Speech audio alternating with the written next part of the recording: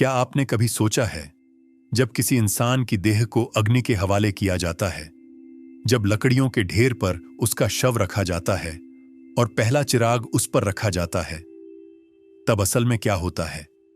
बाहर से देखने वालों को तो यही दिखता है कि एक शरीर जल रहा है, धुआं उठ रहा है और परिवार विलाप कर रहा है। लेकिन अदृश्य जगत में उस समय कुछ ऐसा घट रहा होता है जिसे हम आंखों से देख नहीं पाते, पर आत्मा उस पूरे अनुभव को जीती है। यही कारण है कि गरुड़ पुराण मृत्यु के क्षणों को जीवन का सबसे गूढ़ और भयावह अनुभव बताता है। सोचिए, एक व्यक्ति अभी कुछ घंटों पहले तक परिवार से बात कर रहा था, सांसें ले रहा था, योजनाएं बना रहा था। अचानक उसकी नाड़ी रुक गई और अब वही देह निर्जीव होकर लकड़ियों पर रखी जा रही है। चारों ओर रिश्तेदार रो रहे हैं, मंत्रोच्चार हो रहा है, हवा में क्रंदन गूंज रहा है, पर जो कुछ दिखाई दे रहा है वह तो केवल बाहरी दृश्य है। इसके पीछे आत्मा पर जो बीत रही है वह कहीं अधिक रहस्यमय है। गरुड़ पुराण कहता है कि जैसे ही शव को अग्नि को सौंपा जाता है, आत्मा के भीतर एक गहरा झटका लगता है। आत्मा अपने शरीर को जलते हुए देखती है और सबसे पहले यही सोचती है, यह मेरा शरीर है, इसे क्यों जला रहे हो? उसकी पहली प्रतिक्रिया ही विरोध होती है। आप कल्पना कीजिए, चिता सुलग रही है, परिवार के लोग आंसुओं से भरे हुए मंत्र बोल रहे हैं, अग्नि की पहली लौ शव को छूती है और उसी क्षण आत्मा हतप्रभ खड़ी रह जाती है। वह अपने शरीर के ऊपर मंडरा रही होती है। उसके लिए यह स्वीकार करना आसान नहीं होता कि अब यह शरीर उसका नहीं रहा। गरुड़ पुराण प्रेतकल्प में यह विस्तार से लिखा है कि आत्मा मृत्यु के तुरंत बाद कुछ समय तक उसी देह के पास रहती है। वह देखती है कि लोग उसकी देह को नहलाते हैं, कपड़े पहनाते हैं, फूल चढ़ाते हैं, और जब अंतिम विदाई का क्षण आता है तब उसे सबसे बड़ा आघात लगता है, क्योंकि वही लोग जिनसे उसे सबसे गहरा मोह था अब स्वयं उसकी देह को अग्नि को सौंप रहे हैं। आत्मा बार बार अपने शरीर की ओर लौटने की कोशिश करती है। वह अपने हाथ फैलाती है, मानो कह रही हो, रुको, यह मेरा शरीर है, इसे मत जलाओ। लेकिन उसका हाथ किसी को छू भी नहीं पाता। वह पुकारती है, उसकी आवाज हवाओं में गूंजती है, पर कोई भी उसे सुन नहीं पाता। परिवार को बस इतना दिखता है कि लकड़ियां जल रही हैं और देह धीरे धीरे अग्नि में समर्पित हो रही है। यमदूत उसी समय पास खड़े रहते हैं। गरुड़ पुराण उनका वर्णन करते हुए कहता है कि मृत्यु के क्षण में आत्मा अकेली नहीं होती। यमदूत उसकी यात्रा का मार्गदर्शन करने वहीं मौजूद रहते हैं। उनका स्वरूप कैसा होता है, यह आत्मा के कर्मों पर निर्भर करता है। जिसने धर्ममय जीवन जिया हो, उसे यमदूत शांत, गंभीर और साधु समान प्रतीत होते हैं। लेकिन जिसने पाप और अन्याय से जीवन बिताया हो, उसके सामने वही यमदूत भयावह और दंडाधिकारी की तरह खड़े हो जाते हैं। अब जरा उस दृश्य को अपने मन में उतारिए। चिता धधक रही है, धुआं आकाश में उठ रहा है, चारों ओर रोने की आवाजें हैं और बीच में आत्मा खड़ी है, अदृश्य, निराश और भयभीत। वह अपने प्रियजनों की चीख पुकार सुन रही है, लेकिन उनके आंसुओं को पोंछ नहीं सकती। वह अपने ही शरीर को राख होते देख रही है, लेकिन उसे बचा नहीं सकती। यही वह क्षण है जिसे गरुड़ पुराण आत्मा के लिए सबसे कठिन परीक्षा कहता है। आत्मा के भीतर एक और द्वंद्व चलता है। उसे लगता है कि अगर वह जोर से पुकारे तो शायद परिवारजन उसे देख लें, लेकिन जब बार बार ऐसा नहीं होता तो उसकी पीड़ा और भी बढ़ जाती है। उसे लगता है कि दुनिया ने उसे अनदेखा कर दिया है। यही कारण है कि मृत्यु के बाद आत्मा सबसे पहले भ्रम की स्थिति में रहती है। उसे लगता है कि वह अभी भी जीवित है, बस लोग उसे क्यों नहीं देख रहे, यह उसकी समझ से बाहर होता है। आग की लपटें जब धीरे धीरे छाती और सिर तक पहुंचती हैं, तो आत्मा को सबसे बड़ा झटका लगता है। उसे लगता है कि वह स्वयं जल रही है। वह चिल्लाती है, तड़पती है, लेकिन यह केवल उसका भ्रम है, क्योंकि आत्मा को अग्नि छू भी नहीं सकती। आत्मा शाश्वत है, न वह जलती है न मिटती है, परंतु मोह और देह से गहरे जुड़ाव के कारण उसे उस जलन का अनुभव होता है। गरुड़ पुराण इस अनुभव को आत्मा के लिए सबसे बड़ी पीड़ा बताता है। बाहर के लोग तो बस शव की लपटें देखते हैं, लेकिन आत्मा को लगता है कि वही अग्नि उसे भस्म कर रही है। यही मोह आत्मा को बांधे रखता है। यही कारण है कि मृत्यु के पहले क्षणों को सबसे भयावह कहा गया है। आप सोचिए, जब आत्मा इतनी असहाय खड़ी होती है, तब उसके सामने यमदूत ही क्यों आते हैं? क्या वे केवल दंड देने के लिए हैं या आत्मा को आगे ले जाने के लिए? गरुड़ पुराण कहता है, मृत्यु के तुरंत बाद आत्मा को सीधे यमलोक नहीं ले जाया जाता। पहले कुछ समय वह अपने शरीर और परिवार के आसपास ही रहती है। यह समय आत्मा के मोह को तोड़ने का होता है, और यही कारण है कि यह अनुभव इतना कष्टदायक होता है। आत्मा अपने घर को, अपने प्रियजनों को देख सकती है। वह उनके मन की हर बात सुन सकती है। वह उनकी पीड़ा को महसूस कर सकती है, लेकिन वह कुछ कर नहीं सकती। यही उसकी सबसे बड़ी बेबसी है। अब प्रश्न उठता है, अगर आत्मा को अग्नि छू भी नहीं सकती, अगर वह अमर है, तो यह पीड़ा किसकी है? क्या यह केवल भ्रम है, या फिर यह किसी गहरे सत्य का संकेत है? यही रहस्य हमें बताता है अग्निपुराण। अग्निपुराण कहता है कि अग्नि केवल शरीर को भस्म करती है, वह आत्मा को छू भी नहीं सकती। आत्मा न जन्म लेती है, न मरती है, और न अग्नि से जल सकती है। फिर भी जब चिता की लपटें उठती हैं, तो आत्मा को पीड़ा का आभास क्यों होता है? इसका कारण है उसका मोह। सोचिए, एक आत्मा अपने शरीर को जलते हुए देख रही है। अग्नि की हर चिंगारी, लकड़ियों की हर चरमराहट, धुएं का हर गुब्बार, आत्मा को लगता है कि यह सब उसी के साथ हो रहा है। वह भ्रमित होकर रोती है, क्योंकि उसे लगता है कि यह उसकी ही त्वचा है जो जल रही है, जबकि सच यह है कि वह अब देह नहीं है। लेकिन मोह और आसक्ति आत्मा को यही आभास कराते हैं कि अग्नि उसी को भस्म कर रही है। अग्नि पुराण कहता है कि मृत्यु के बाद आत्मा सबसे पहले अपने मोह में बंधी रहती है। वही मोह उसके लिए अग्नि को वास्तविक बना देता है। जैसे कोई स्वप्न में आग में गिर जाए और चीखने लगे, पर आंख खुलने पर पता चले कि शरीर सुरक्षित है, वैसे ही आत्मा भी मृत्यु के बाद अपने ही भ्रम में जलन का अनुभव करती है। अब जरा उस दृश्य को अपने मन में लाएं। चिता की ज्वालाएं ऊपर उठ रही हैं, शव धीरे धीरे राख में बदल रहा है, परिवार के लोग विलाप कर रहे हैं, और उसी के बीच आत्मा अपने शरीर को देख रही है। उसे लगता है कि उसकी छाती जल रही है, उसकी आंखें भस्म हो रही हैं। वह चीख रही है, पर कोई नहीं सुनता। यह केवल उसका भ्रम है। अग्नि आत्मा तक पहुंच ही नहीं सकती, लेकिन यह भ्रम इतना प्रबल है कि आत्मा उसी पीड़ा को असली मान लेती है। यही कारण है कि मृत्यु के बाद के पहले क्षण आत्मा के लिए सबसे असहनीय होते हैं। अग्निपुराण यह भी कहता है कि जब शव दाह होता है, तब आत्मा को अपने घर और परिवार की ओर बार बार खिंचाव महसूस होता है। वह देखती है कि उसका बेटा उसकी देह पर आंसू बहा रहा है, पत्नी चिता पकड़कर रो रही है, मां मूर्छित हो गई है। आत्मा चाहती है कि वह उन्हें सांत्वना दे सके, लेकिन उसका हाथ हवा में खो जाता है। वह पास खड़ी है, लेकिन अदृश्य है। यही उसकी सबसे बड़ी पीड़ा है। वह उन सबको देख सकती है, पर छू नहीं सकती। वह सबकी आवाज सुन सकती है, पर जवाब नहीं दे सकती। यही कारण है कि मृत्यु के समय आत्मा सबसे ज्यादा तड़पती है। अग्निपुराण स्पष्ट कहता है, इस समय आत्मा के आसपास अदृश्य शक्तियां होती हैं। यमदूत खड़े रहते हैं, पर वे तुरंत आत्मा को ले नहीं जाते, क्योंकि पहले उसका मोह टूटना जरूरी होता है।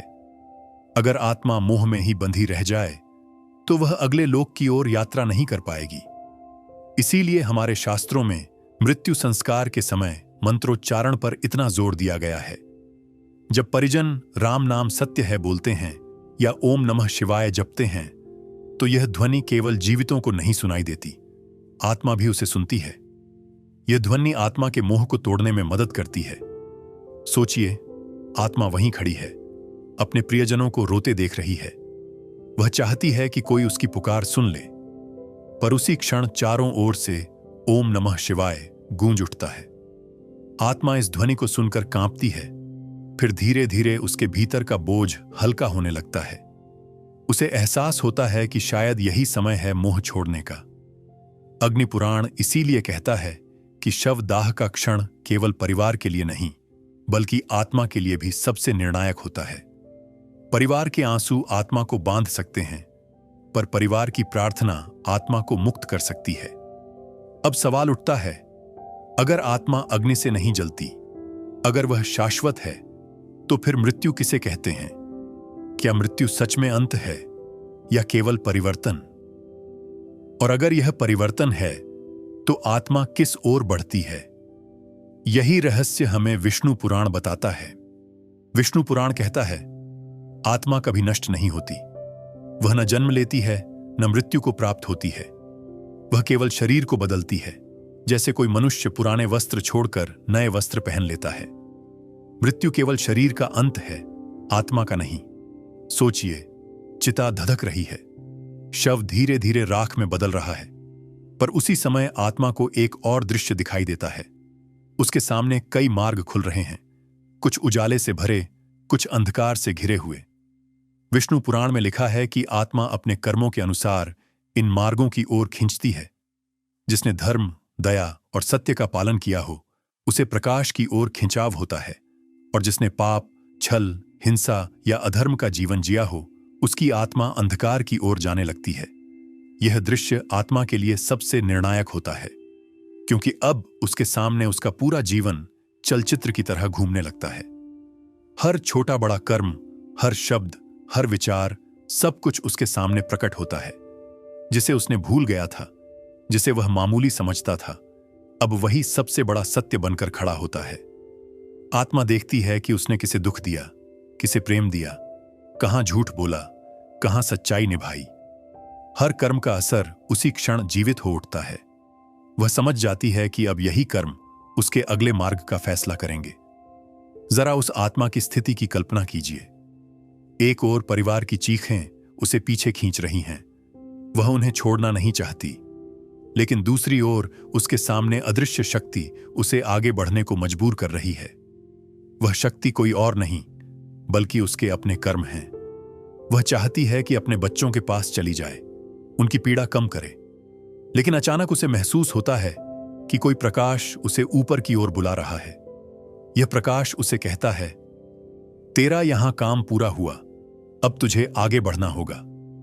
विष्णु पुराण स्पष्ट कहता है, मृत्यु अंत नहीं, बल्कि द्वार है। यह आत्मा को अगले लोक की ओर ले जाती है। वह लोक उसके कर्मों के अनुसार तय होता है, कभी देवलोक, कभी पितृलोक और कभी निचले लोक। यही कारण है कि मृत्यु को केवल डर का विषय नहीं माना गया, बल्कि अवसर कहा गया है, क्योंकि मृत्यु आत्मा को यह दिखाती है कि उसने जीवन में क्या बोया और अब उसे क्या काटना है। अब सोचिए, अगर आत्मा के सामने मार्ग खुलते हैं, अगर प्रकाश और अंधकार उसे खींचते हैं, तो सवाल यह है कि उस घड़ी में आत्मा को कौन दिशा देता है? क्या यमदूत ही उसे ले जाते हैं, या कोई और दिव्य शक्ति भी है जो उसे मोह से मुक्त कर मार्गदर्शन देती है? यही रहस्य हमें शिव पुराण बताता है। शिव पुराण कहता है कि मृत्यु की घड़ी में यदि आत्मा को शिव नाम का सहारा मिल जाए, तो उसका मोह बहुत जल्दी टूट जाता है। मृत्यु का समय केवल देह छोड़ने का क्षण नहीं होता, यह आत्मा के लिए सबसे गहरी परीक्षा होती है।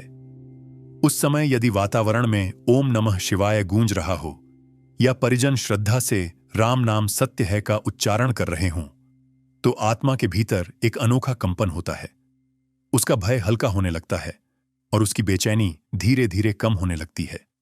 सोचिए, चिता धधक रही है, धुएं की परत आसमान तक फैली हुई है, परिवार के लोग रो रहे हैं, चीखें वातावरण को भारी कर रही हैं, लेकिन उसी बीच कोई एक व्यक्ति धीरे धीरे ओम नमः शिवाय का जाप शुरू करता है। उसके स्वर में भक्ति है, श्रद्धा है। फिर दूसरे लोग भी उसके साथ जुड़ जाते हैं और कुछ ही देर में पूरा वातावरण उस मंत्र से भर जाता है। वह ध्वनि केवल जीवितों के कानों तक नहीं पहुंचती, बल्कि आत्मा तक भी पहुंचती है।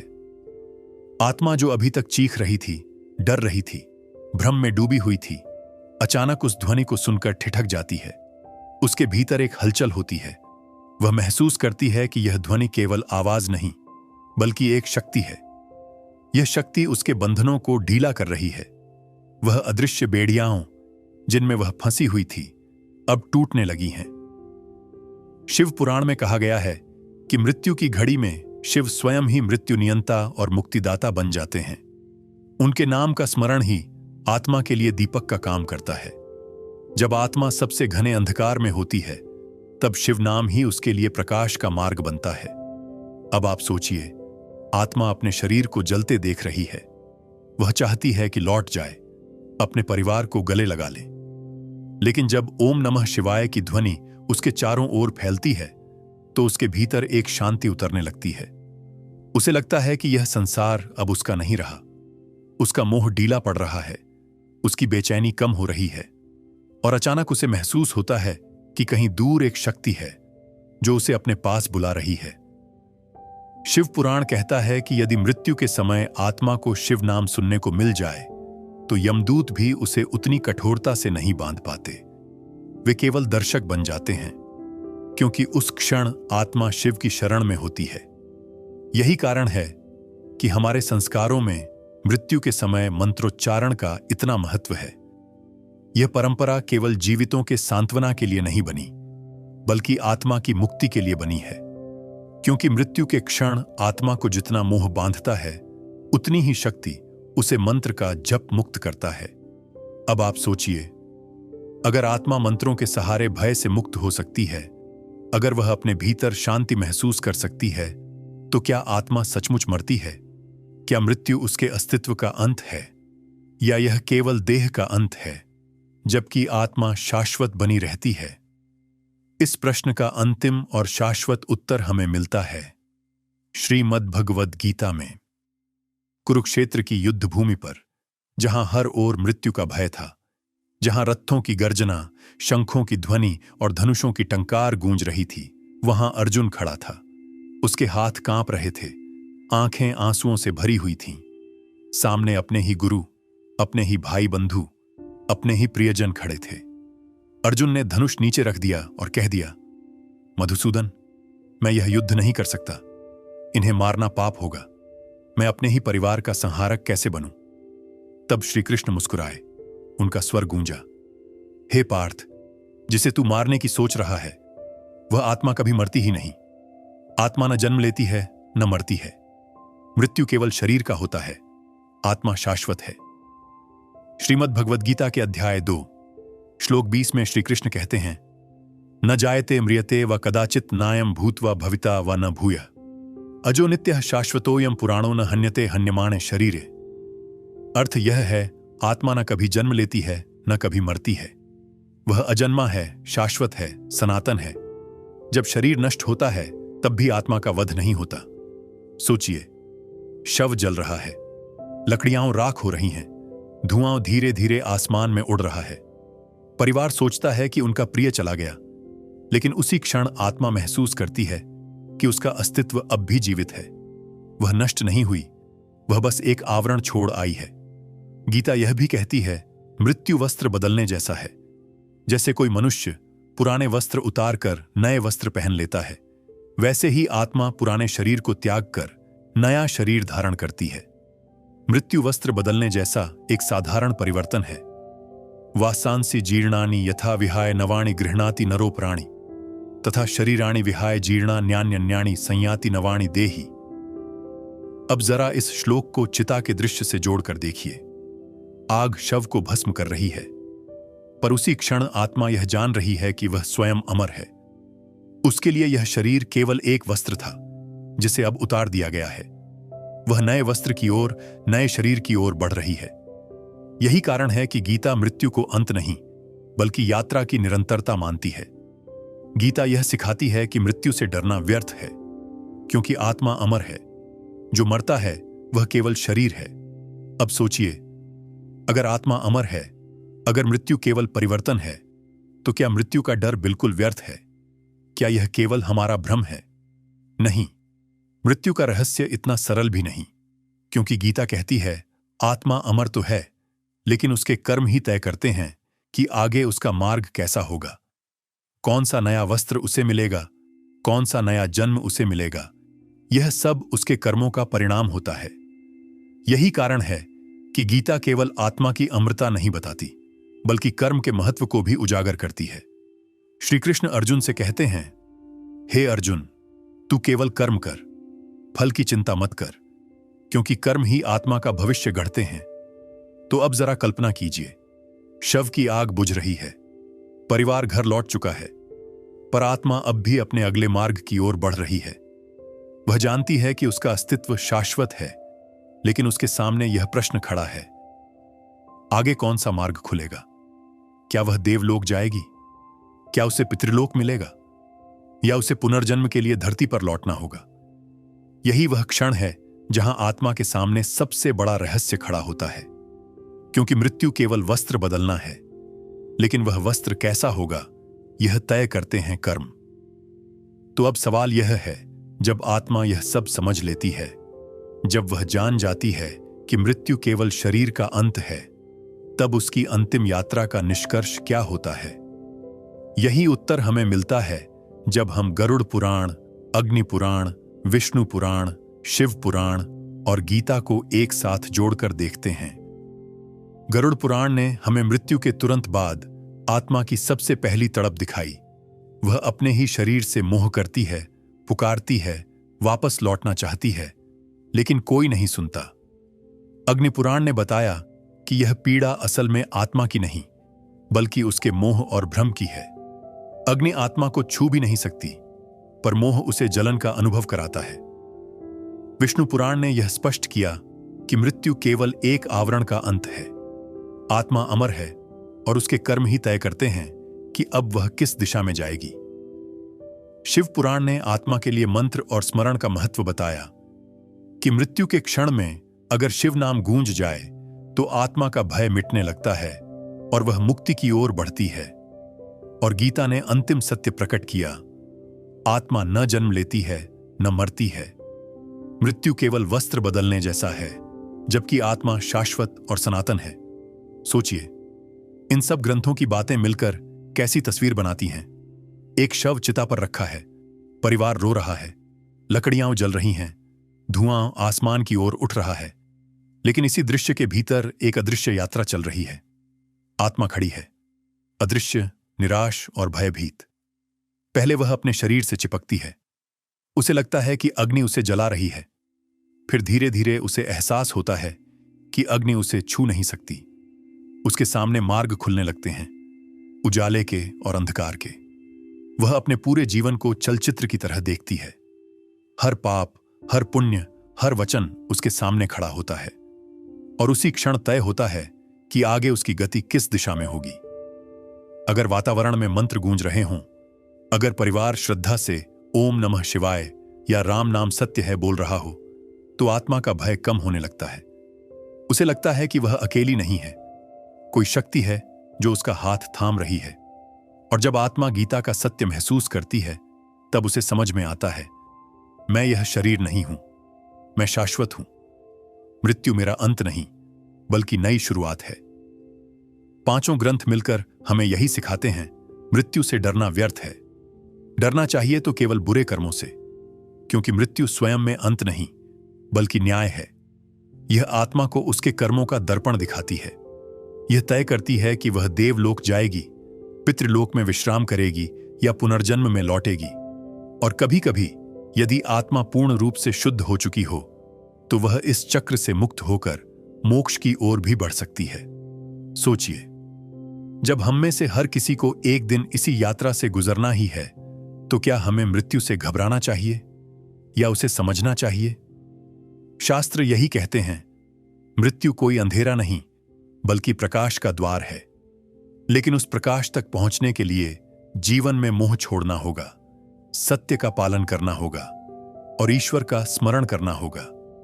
गरुड़ पुराण आत्मा को उसकी तड़प दिखाता है, अग्नि पुराण उसका भ्रम तोड़ता है, विष्णु पुराण उसकी अमृता प्रकट करता है, शिव पुराण उसे मुक्तिदाता की ओर ले जाता है, और गीता उसे अंतिम सत्य का बोध कराती है। यही है मृत्यु का रहस्य। यही है उन पहले 2 मिनटों का अदृश्य सत्य, जिन्हें हम देख नहीं पाते, लेकिन आत्मा पूरी तरह अनुभव करती है। अब आप सोचिए, जब आत्मा यह सब देखती और समझती है, तो क्या मृत्यु सचमुच भयावह है, या यह केवल वह क्षण है जब आत्मा अपने असली स्वरूप से परिचित होती है?